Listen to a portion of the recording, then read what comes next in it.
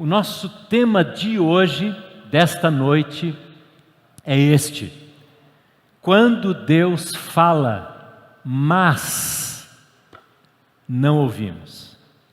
Quando Deus fala, mas não ouvimos. Você já deve ter falado com alguém assim, talvez seu marido, a sua esposa.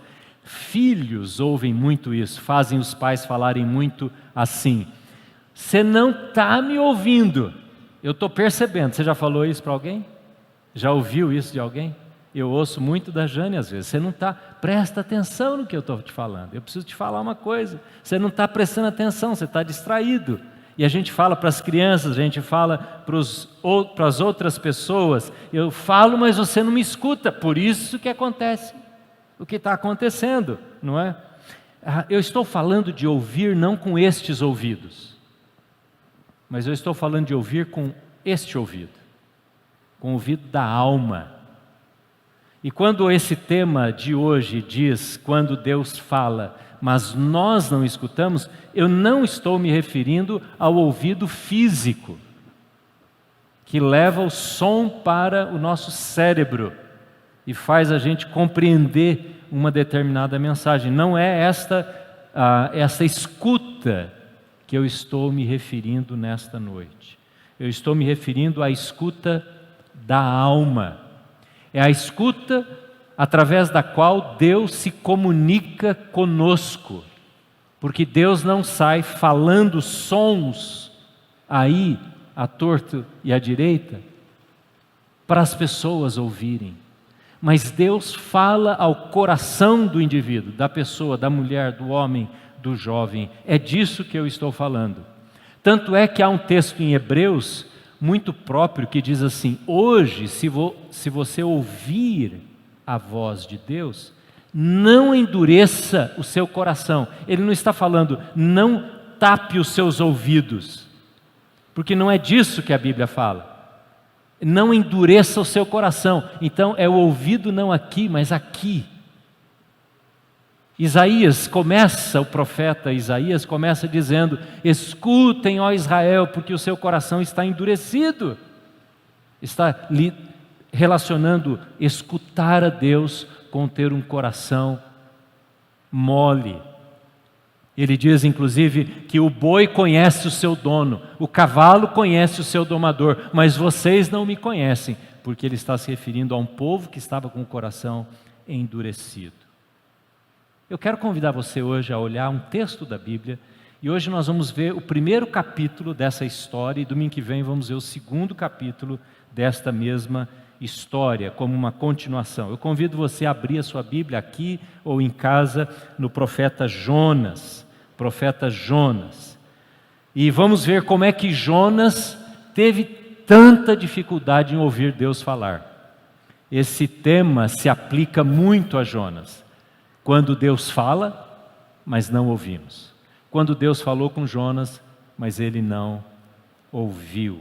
É uma história bastante conhecida na Bíblia. Não há um livro de criança, no que diz respeito à Bíblia de criança, Bíblia para criança, que não inclua a história de Jonas.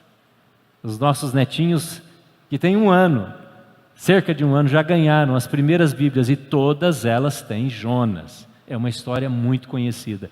E eu peço a você que, por saber dessa história, você não endureça o seu coração. Você ouça. Você quer ouvir hoje? Essa história tem, esse texto tem mexido com o meu coração nesses últimos dias, e eu convido a você a não perder a oportunidade para ouvir com o coração o que está neste texto. Jonas capítulo 1. Esse é o texto que nós vamos ler. Eu não vou ler o texto todo, mas eu vou lendo alguns versículos conforme vamos conhecendo mais a história. Jonas é um homem que tem grande dificuldade em ouvir. É um homem que, doutrinariamente falando, no aspecto do conhecimento racional de quem é Deus e dos propósitos de Deus, ele tinha para ensinar. Ele tanto tinha para ensinar que ele foi escolhido por Deus para pregar, para falar, para anunciar. Então ele não tinha dificuldade em saber sobre Deus, mas ele tinha dificuldade em obedecer a Deus. Por isso, esse título, Não Escutar a Deus. Ele tinha dificuldade não em aprender de Deus, mas de responder. O problema de Jonas não era no seu sistema auditivo. O problema de Jonas era no seu sistema responsivo.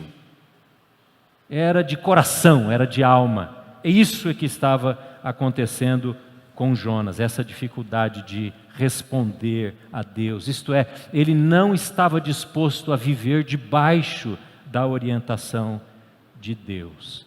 E essa história, antes de entrar nela, rapidamente eu quero dizer a você que ela pode parecer uma história cheia de improvisos, de um homem que vai fugindo e vai escapando pelo vão dos dedos de Deus, e parece que Deus vai improvisando meios de trazê-lo de volta. Mas o cerne dessa história, sabe o que é? Um Deus que tem a história nas suas mãos e age de forma misericordiosa. Esta é uma palavra-chave na história de Jonas. Misericórdia de Deus. A compaixão de Deus, a maneira amorosa como Deus trata este homem de coração endurecido. Talvez isso é o que precisamos aprender, reforçar na nossa vida. Porque a gente lida com pessoas, a gente convive com pessoas que têm coração endurecido. Às vezes os filhos, às vezes os pais, dentro de casa. Conflitos que surgem. E a história de Jonas mostra esse Deus que está no centro dessa história, deste evento, mas um Deus que age com tamanha misericórdia. Então não há nada de improviso aqui. Há um Deus que busca aqueles que Ele ama e aqueles que Ele quer para trazer para perto, para fazê-los aprender a ouvir. Por isso Ele ama você e a mim. Deus tem misericórdia para com a sua vida. E aprender a misericórdia é a tarefa destes dias para nós todos, porque precisamos aprender como Jonas. A primeira maneira como Deus fala, eu vou trazer a você 3 rápidas maneiras como é que Deus falou através desta história para Jonas. A primeira maneira no texto, como Deus fala de si mesmo. Ele fala da sua própria vontade, da sua própria boca. Olhe comigo agora então no texto, no capítulo 1, no versículo 1 e 2. A palavra do Senhor veio a Jonas, filho de Amitai, com esta ordem: vá depressa à grande cidade de Nínive e pregue contra ela, porque a sua maldade subiu até a minha presença. A palavra do Senhor, o texto começa assim, a história de Jonas começa com a palavra do Senhor, Deus falando, e Deus fala da sua própria boca. A palavra do Senhor veio a Jonas. Eu pergunto a você, há uma declaração óbvia, clara aqui, de como é que Jonas ouviu a palavra do Senhor? A gente tem a ordem está clara, vai à cidade de Nínive, esta era a ordem. Mas como Deus falou, aqui está claro? Não está claro. Deus pode ter falado através de um profeta, como Deus usava fazer naqueles dias. Deus pode ter usado a boca de alguém para falar com Jonas. Jonas, Deus está mandando te dizer um recado, vai pregar em Nínive. Deus pode ter falado através de uma visitação angelical, como também acontecia naqueles dias. Deus pode ter falado através de um sonho, de uma visão. Nós não sabemos como Deus falou com Jonas. Essa não é a preocupação do texto, em dizer o instrumento da voz de Deus. Mas a preocupação aqui é dizer que Deus falou, Deus comunicou a sua vontade, veio a palavra do Senhor a Jonas. E aqui neste processo de Jonas ouvir a voz de Deus, é interessante nós aprendermos também algumas coisas importantes. Há uma parte da teologia, do ensino bíblico, que trata da revelação de Deus, como Deus se revela, como Deus se revelou e como Deus continua se revelando. Isso se chama, nos estudos da teologia, de processo da revelação de Deus.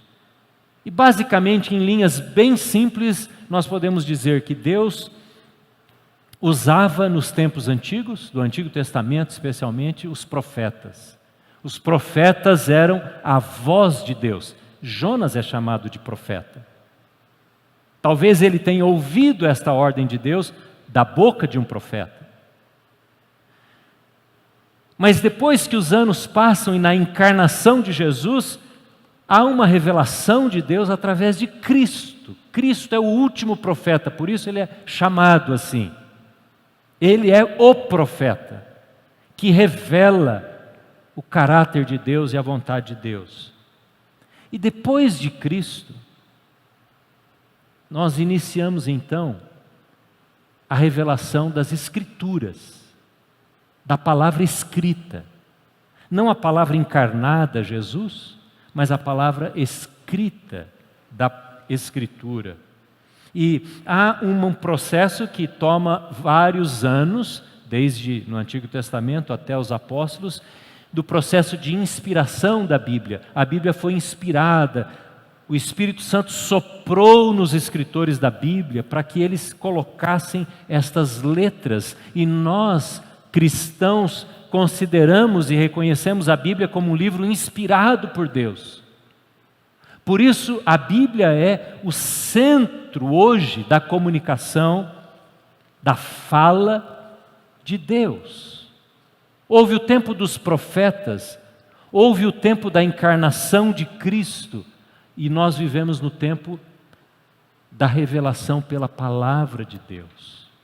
Não quer dizer que Deus não pode usar pessoas, profetas hoje, não quer dizer que Deus não possa usar sonhos, visões, mas o âmago, o centro da fala de Deus hoje é a palavra. Então, quando nós estamos falando sobre como Deus fala hoje de si mesmo, nós estamos falando da Bíblia, estamos falando deste livro. Se nós queremos ouvir Deus falando de si mesmo hoje, nós temos que olhar para a Bíblia, porque ela foi inspirada por Deus para comunicar a sua vontade. Você pode olhar a natureza, e a Bíblia diz que os céus proclamam a glória de Deus, Salmo 19, e você pode ficar extasiado a respeito do caráter de Deus, da criatividade de Deus, do poder de Deus através da natureza. Mas esta comunicação, através da natureza, ela é insuficiente para levar alguém a se converter. Porque a pessoa se converte ao ouvir a palavra de Deus. Se não fosse assim, nós não precisaríamos pregar a nenhum povo tribal, por exemplo, que vive longe do texto bíblico. Se fosse suficiente a revelação pela natureza para ouvir o plano salvador de Jesus, mas é através da Bíblia, e por isso nós anunciamos a Bíblia. Então, quando Deus fala com Jonas, Ele fala da sua própria boca, do seu próprio coração. Jonas não lê a Bíblia, porque ela não estava escrita ainda, a não ser os 5 primeiros livros. Jonas ouve Deus falar. Jonas, vá à cidade de Nínive e prega contra aquele pecado da grande cidade. Vá depressa, vá depressa. Essa é a mensagem que Jonas recebe. Versículo 3, olhe comigo a reação de Jonas. Quando o coração dele recebe a palavra, ele reage de forma oposta ao plano de Deus. Versículo 3, mas Jonas fugiu da presença do Senhor. Por isso, no título da mensagem hoje, eu usei a palavra, essa conjunção adversativa mas.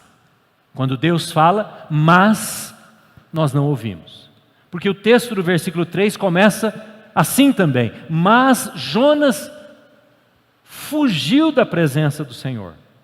Fugiu da presença do Senhor. Veja, irmãos, a fuga de Jonas, ela não é geográfica apenas.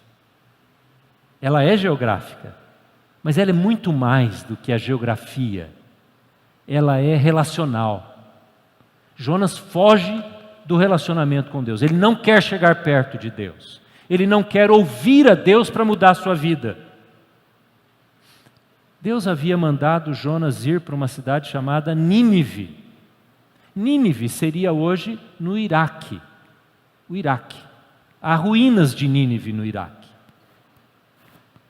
Isso, se você olhar o mapa de onde Jonas estava, o mapa mundi ali, você vai ver que fica à direita, indo em direção ao leste.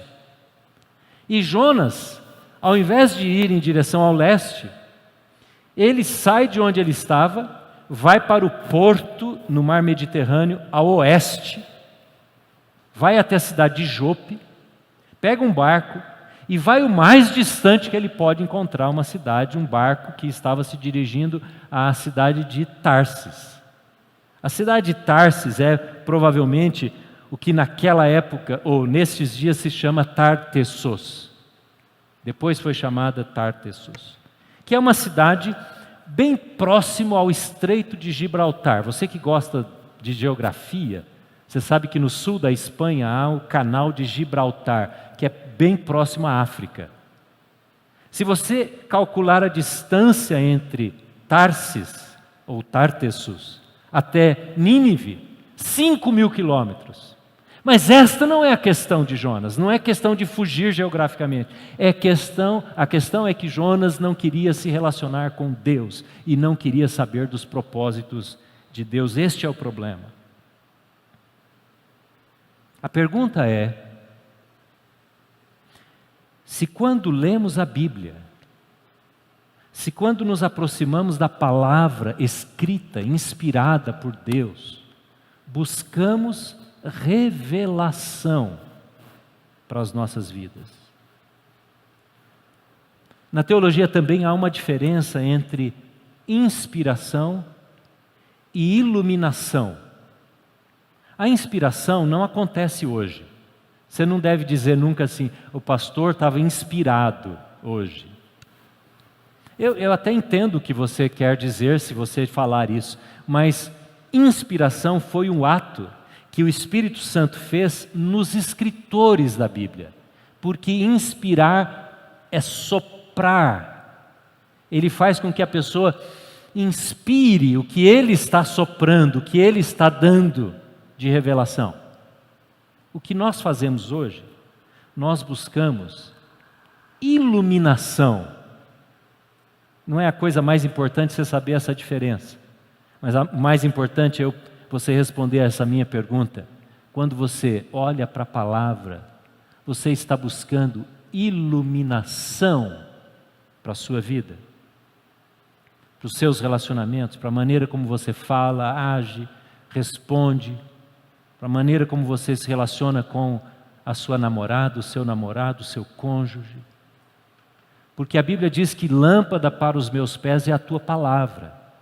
E sermos iluminados é a maior necessidade quando queremos responder a Deus, escutar e responder a Deus.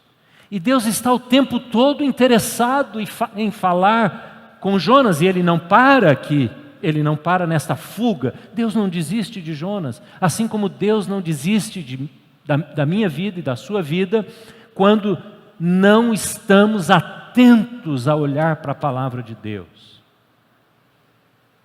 Irmãos, a Bíblia não vai dizer com quem você deve se relacionar, por exemplo. A Bíblia não vai dizer com quem você deve se casar, com quem você deve namorar, para você que é ainda solteiro. E a Bíblia também não autoriza ninguém a dizer, como aquela adolescente que eu ouvi a história um dia, que ela estava sendo paquerada por 2 meninos da igreja. E os 2 eram bons meninos, sabe? Aqueles meninos que os pais que têm meninas poderiam dizer: esse aí eu permitiria namorar minha filha. E aí ela estava em dúvida, e ela então ora para Deus antes do culto e diz assim: Senhor, o que entrar primeiro na igreja hoje é o que o Senhor tem para mim. Essa não é maneira de ser iluminada. Essa é uma maneira casuística. Não é assim que Deus nos dirige.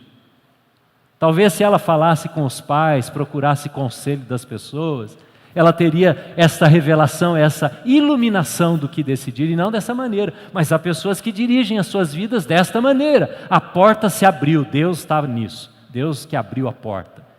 Às vezes foi você mesmo, a pessoa mesmo que forçou a porta a se abrir daquele negócio, daquela decisão de comprar isso, de comprar aquilo. Não houve tempo de busca da direção de Deus e da busca da iluminação para aquela situação.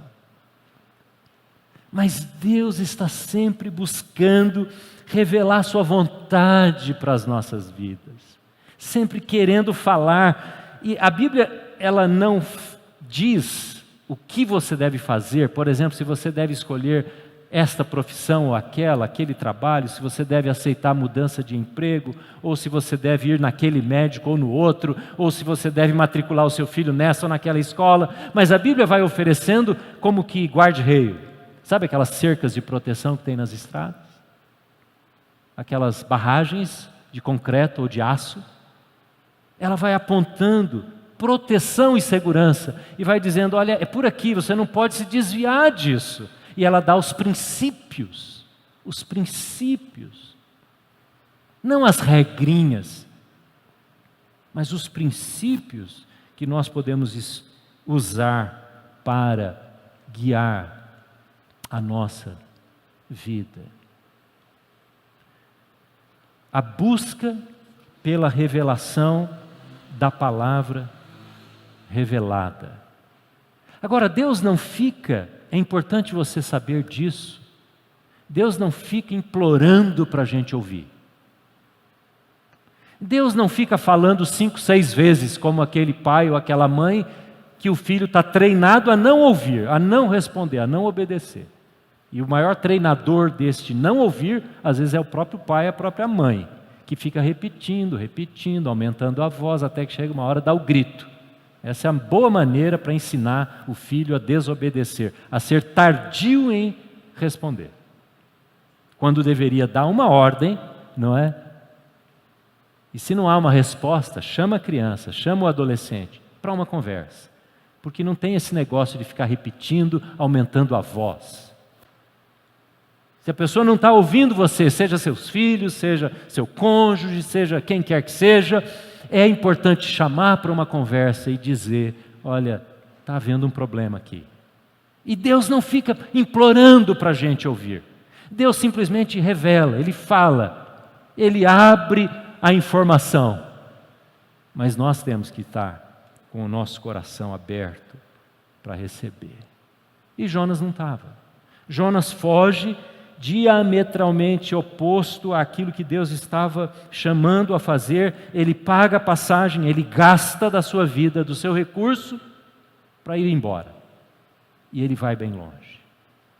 Mas Deus não para de falar. Ele muda o método. E Deus inicia agora um segundo processo de como nós podemos ouvi-lo. Deus fala pelas circunstâncias. Deus fala de si mesmo, agora Ele fala pelas circunstâncias. O que acontece? Versículo 3, ele diz que ele embarca num navio para Tarsis, para fugir da presença de Deus, e ele foge de fato da presença de Deus, mas Deus não o deixa escapar. Deus o ama, e Ele é cheio de misericórdia. Então o que acontece?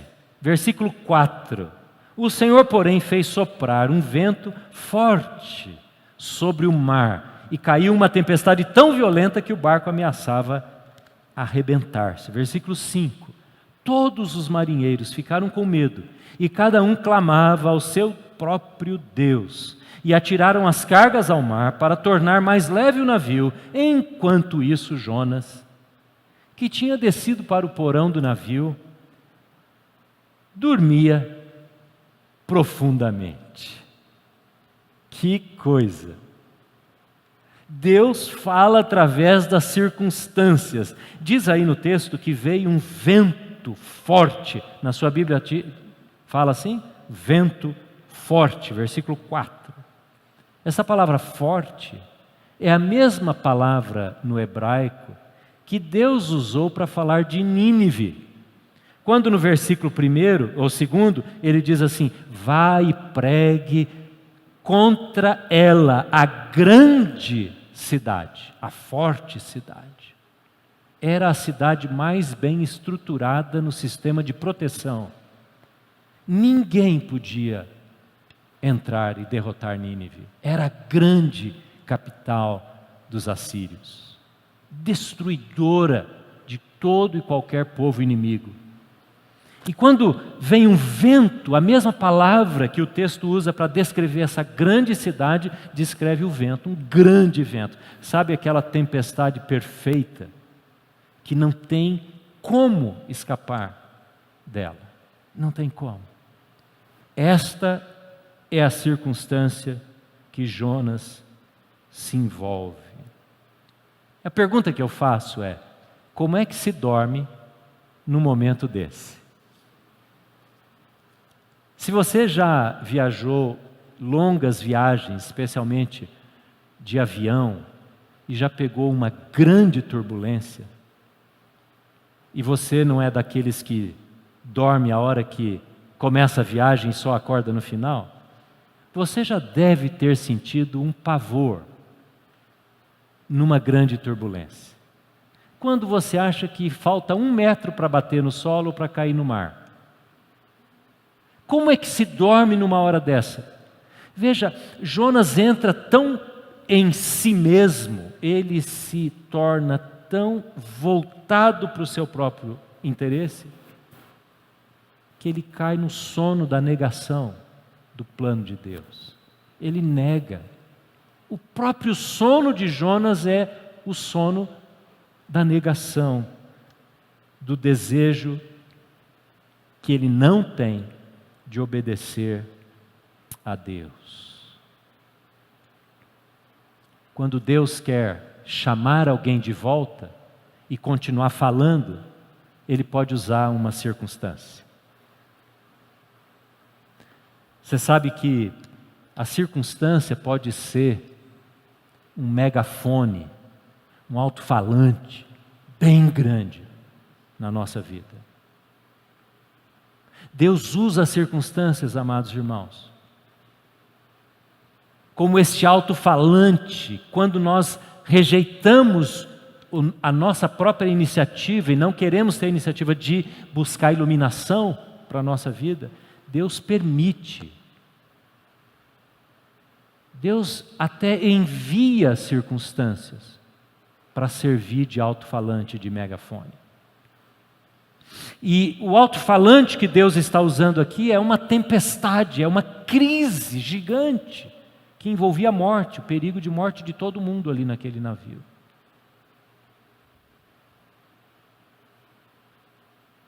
Não são muitos de nós que constantemente passamos por temporais, por tempestades.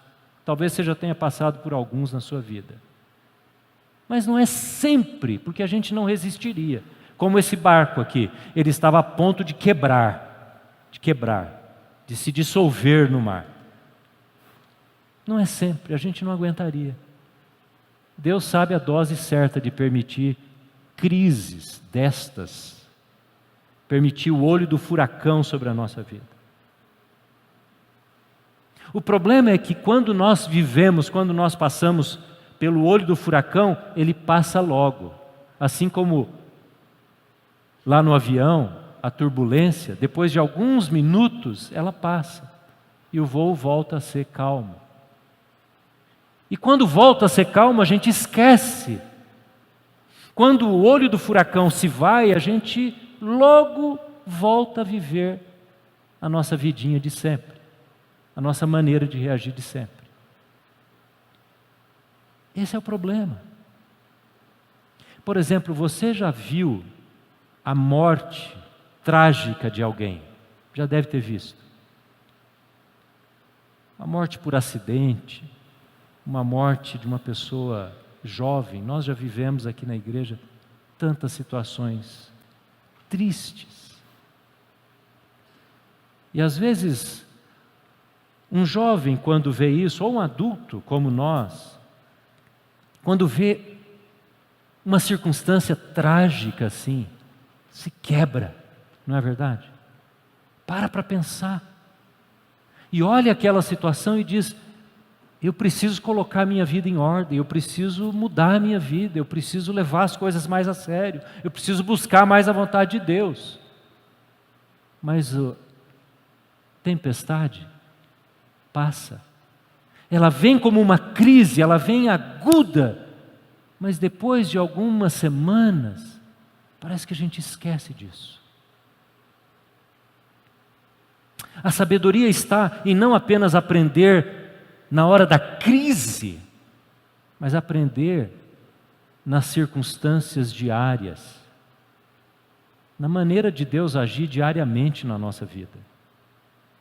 A gente não pode depender de Deus enviar ou permitir um grande temporal para nos ensinar. Isso é falta de sabedoria. A gente tem aquele ditado, não é? Que não é da Bíblia, mas muita gente acha talvez que seja: quem não vem pelo amor, vem pela dor. É verdade, às vezes isso acontece. Mas a sabedoria é em vir pelo amor, é em olhar e aprender o que Deus está escrevendo nas circunstâncias que nos rodeiam. Interessante como Jesus usava as circunstâncias. Ele dizia assim: olhem os pássaros, olhem as plantas, olhem os lírios, olha a colheita, olha a semente, não era assim? Olha a pesca, coisas do dia a dia. Como é que aprendemos os caminhos de Deus para a nossa vida? Nas coisas simples, nas circunstâncias simples. Ou vamos ser como Jonas, que precisa ter um grande temporal para que ele pare para ouvir a voz de Deus. Eu espero que não, que eu não seja assim, nem você. Que não tenha que acontecer grandes olhos de furacões, de temporais, de tempestades, de tragédias, de dores na nossa vida. Porque Deus vai nos buscar, Ele vai buscar você e a mim. Porque Ele nos ama, Ele nos quer de volta para cumprir os seus propósitos. Eu tenho certeza que todos nós concordamos num aspecto aqui. A pandemia está sendo um grande temporal para a humanidade. Não é verdade? Se você olhar em final do ano 19, há um ano e pouquinho atrás, a grande maioria dos países ocidentais estava vivendo um grande desenvolvimento. Nível de emprego baixíssimo, inclusive o Brasil. A economia indo de vento em popa. Europa, América do Norte, América do Sul. E hoje países estão prostrados com um nível de endividamento, de gasto, de morte, de desemprego altíssimo. Nós estamos no olho do furacão. Qual é a resposta que a humanidade, nós individualmente, vamos dar a Deus nesta tempestade? Qual é a resposta? Há um livro muito interessante, eu quero recomendar a você. Ele está na internet, disponível gratuitamente, escrito por John Piper, Coronavírus e Cristo. Você pode tê-lo até em audiolivro, inclusive. E Piper vai desenvolver esse tema. Ele escreveu no início do ano passado esse livro.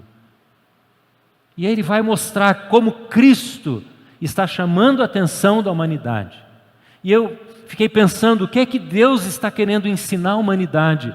Sem dúvida, em primeiro lugar, eu diria, a fraqueza do ser humano. Porque quando as coisas vão bem, eu imagino Jonas entrando naquele barco, arrumando lugar para dormir num camarote lá embaixo, e ele disse: estou livre de Deus e de Nínive, estou livre da missão. Mas Deus vai buscar. E Deus está usando e quer usar. Antes de você pensar, e Deus lançou o vírus sobre a humanidade, isso é fruto do pecado, isso é fruto da queda, isso é fruto de Gênesis capítulo 3.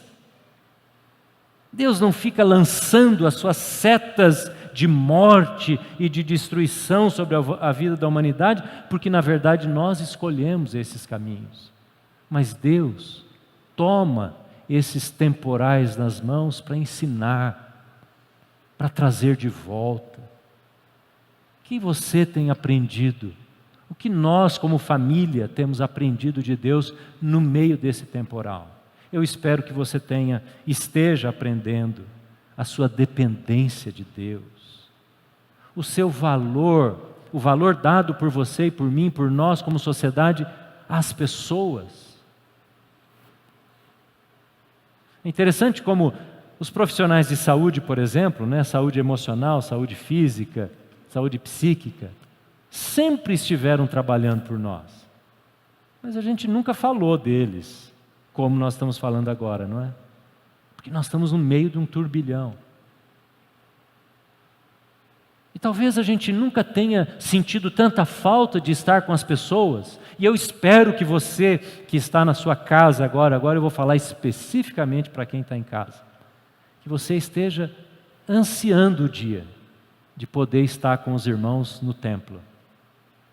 Porque parece que a gente, quando tem sempre, a gente valoriza pouco, não é? E eu sei que há pessoas ansiando, desejando, querendo estar aqui, e valorizando o relacionamento, valorizando a família, valorizando as possibilidades de encontro. Talvez uma outra coisa que essa circunstância está nos ensinando é cuidar da saúde. Cuidar da saúde. Nunca ouvimos tanto falar de comorbidades, mas nós precisamos cuidar da nossa saúde. E nós precisamos estar preparados para morrer. Preparados para morrer. Põe em ordem a sua casa, põe em ordem a sua vida, põe em ordem os seus relacionamentos, põe em ordem os seus negócios, põe em ordem o seu dinheiro. Porque isso pode acontecer por coronavírus ou por qualquer outra coisa. Essa pandemia está chamando a nossa atenção para isso. E nós precisamos ouvir. Olhe para as circunstâncias e vamos aprender com elas. Olhe para as pessoas que estão ao seu lado e com tristeza faça isso, com tristeza, que estão sofrendo, por exemplo, quebras de relacionamento. É triste ver isso, mas é uma oportunidade de aprender por que esses relacionamentos foram quebrados. E aprenda com isso. Quais foram os princípios de vida familiar, conjugal, de relacionamento com filhos, com pais, com irmãos, que foram quebrados a tal ponto de haver uma separação? Precisamos olhar para isso e dizer: Deus me ensina, eu quero aprender com essas circunstâncias. Olhe para as pessoas que estão tendo sucesso no casamento, na família, no trabalho, na profissão, e diga: por que essa pessoa está tendo alegria nessas áreas? Eu quero aprender com ela. Você que tem um negócio, uma empresa, um trabalho, olhe para quem está se tornando bem-sucedido e diga: o que eu preciso aprender? Como gerir, como governar o meu negócio através dessa pessoa? Aprenda com as circunstâncias. Deixe Deus falar através das circunstâncias. E por fim, há uma terceira maneira de Deus falar com Jonas, através das pessoas. Surgem os marinheiros, esses pagãos que, por causa do orgulho nacionalista de Jonas, jamais ele iria dizer que vocês têm alguma coisa para me ensinar. Jamais. Mas aí surgem os marinheiros.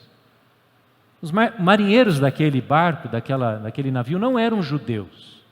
Não eram judeus. A gente sabe disso pelo relato do capítulo 1. Eram adoradores de deuses dos mais variados. E há um momento em que este homem vai lá no porão e chama Jonas. Como é que você está dormindo? Invoca o teu Deus. Porque ele tinha cara de judeu, ele tinha cara de hebreu. Estava vestido provavelmente como um hebreu. E aí os marinheiros começam a conversar com Jonas. Irmãos, Deus fala conosco através de pessoas. Não só fala da sua própria boca, pelas circunstâncias, mas Deus fala também através das pessoas. Jonas é acordado, o capitão se dirige a ele, talvez o teu Deus tenha piedade de nós, comece a orar a ele. Então, versículo 7, os marinheiros combinaram entre si, vamos tirar sorte, vamos lançar os dados aqui, vamos ver sobre quem cai. Põe o nome de todo mundo dentro de um saquinho, a gente vai tirar o nome e quem sair o nome ali, esse é o culpado. Era assim que eles iam buscar a revelação dos seus deuses. E tiraram a sorte. E o nome foi de Jonas. Foi de Jonas. Por isso perguntaram a Jonas, versículo 8, quem é você? Fizeram algumas perguntas para Jonas. Qual a sua profissão? De onde você vem? Qual é a sua terra? A que povo você pertence? Era como um tapa na cara de Jonas. Eles sabiam que ele era hebreu. Mas eles disseram, você que é adorador de Yahweh, você que é adorador de Javé, você que é adorador de um Deus que se diz criador do céu e da terra e dos mares, quem é você? E a resposta de Jonas é óbvia, não tem como esconder. Ele diz no versículo 9, eu sou hebreu, sou adorador do Senhor, o Deus do céu, que fez o mar e a terra. Parece irônico, no meio do temporal ele dizer que Deus fez o mar. E aí há um processo de resolução do problema. O que acontece? Os marinheiros agiam da seguinte maneira em suas religiões. As religiões do paganismo daqueles dias exigiam sacrifícios, em alguns lugares, inclusive sacrifícios humanos, de crianças, por exemplo. Tanto é que no Antigo Testamento, no livro de Deuteronômio, fala que Deus proibia sacrifícios humanos, sacrifícios de crianças. Eles são proibidos de fazer isso. E então, os marinheiros tinham como pano de fundo a sua cosmovisão religiosa de apaziguar a ira dos deuses. Essa era a maneira. Aliás, é assim que as pessoas agem até hoje. Para eu merecer alguma coisa de Deus, tem que ser bom. Eu tenho que me oferecer alguma coisa como propiciação, isto é, eu preciso ser apropriado para chegar diante de Deus, então eu preciso dar alguma coisa a Ele. Eu preciso dar um sacrifício. Algumas religiões matam animais, derrubam sangue, outras fazem boas obras, para que agrademos a Deus. E aí a gente ganha o direito à justiça de Deus. A gente ganha o direito de estar apropriado, por isso chama propiciação.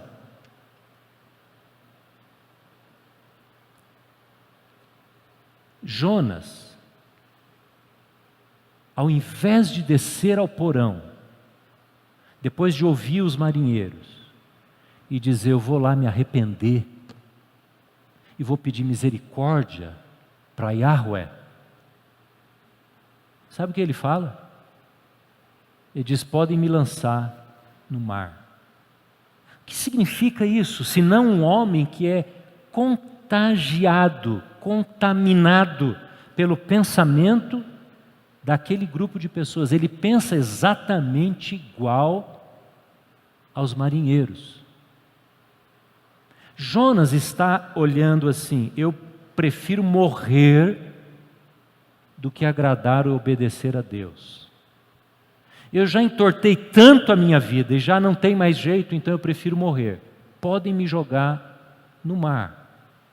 Não seria óbvio para nós, não seria óbvio para todo judeu que conhecia o Antigo Testamento dizer: Deus é misericordioso, Abraão se arrependeu, Moisés se arrependeu, os pais da fé se arrependeram, eu vou me arrepender também. Deus vai liberar a bênção e vai acabar com esse temporal.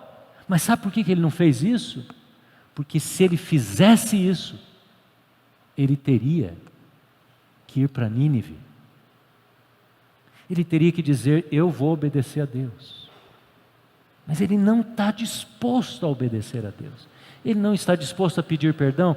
É como aquela pessoa que quer resolver o problema em casa, no relacionamento conjugal, com os filhos, ou os filhos com os pais, sem pedir perdão, sem chegar e dizer: olha, eu estou errado, eu errei.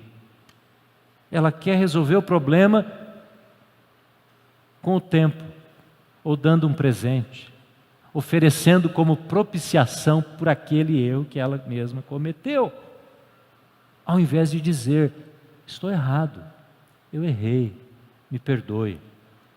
A gente age assim o tempo todo. A gente desagrada a Deus, a gente sabe que a voz do Espírito Santo fala conosco: olha, isso não está certo na sua vida, e a gente fala: eu preciso ser melhor, eu preciso ser bom, eu preciso melhorar na vida, eu preciso jejuar mais, orar mais, e a gente cria estes elementos. Eu não estou dizendo que essas coisas não são boas, mas a gente cria esses esforços para nos tornarmos agradáveis a Deus, ao invés de dizermos: eu estou errado, eu tenho pecado, e eu confesso o meu pecado. Jonas age como um pagão. Ele age como um membro de qualquer religião, daquelas dos ninivitas inclusive, quando diz: jogue-me para o mar.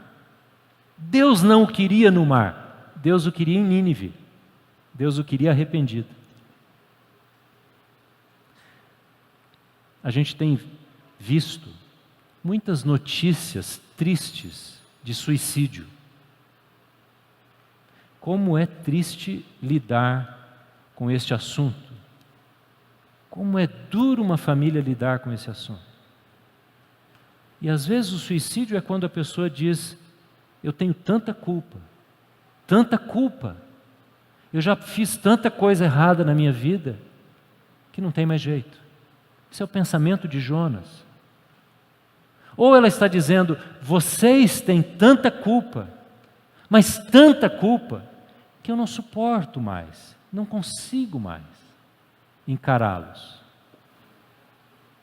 Eu sei que tem muitas outras causas, psicológicas, emocionais, mas muitas vezes agimos com esta mentalidade de querer resolver à nossa maneira os nossos problemas.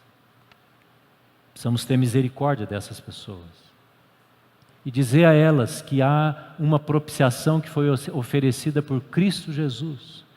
Se Jonas olhasse para Deus e dissesse: Cristo, que os profetas apontaram, Ele é a propiciação para o meu pecado, eu vou confessar o meu pecado e serei perdoado. Irmãos, essa é a notícia boa que nós temos. Por isso, nós podemos ouvir as pessoas que nos alertam quanto a isso. Há propiciação, há perdão, há redenção para os nossos pecados. Uma vez, os fariseus chegaram a Jesus e perguntaram para Jesus assim: o senhor pode fazer um milagre bem forte mesmo para a gente acreditar no Senhor? Nós queremos ver um milagre, mas daqueles mesmos, que sai lá no show, sai na TV.